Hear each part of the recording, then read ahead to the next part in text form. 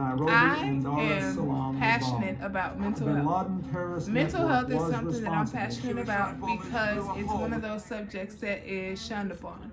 When I say shunned upon, I mean by it's one of those subjects that is not often talked about amongst our communities, whether it be the Caucasian community, the African American community, the Hispanic communities, and our cultures. It's something that we do not talk about because it's something that has been shunned upon.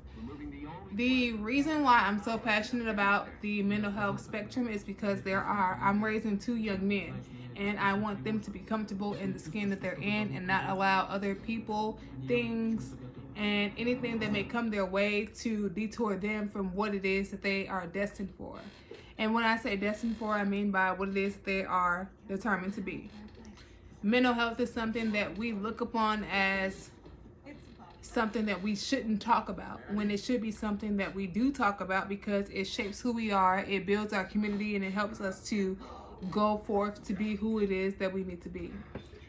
I'm an advocate for mental health in my community by I listen when need to be, I don't judge, and I'm currently studying psychology.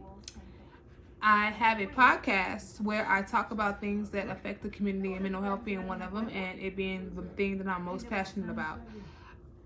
I, per se, have had a lot of experience when it comes to mental health, especially dealing with postpartum depression and anxiety, which all fall under the mental health spectrum. A lot of the things that I deal with are things that I can't go and talk to, or I don't want to go and talk to people about, and I want to make a gateway for people who deal with mental health issues to where they're able to talk and discuss things that are impacting them and things that they want to discuss, whether it be something that they are not used to dealing with, something that they're uncomfortable with, or if it just be a way to deal with everyday life. I, for one, I have had experience dealing with issues that may have prevented me from living and doing day-to-day activities. So I advocate for people who have that same experience that are not able to advocate for themselves.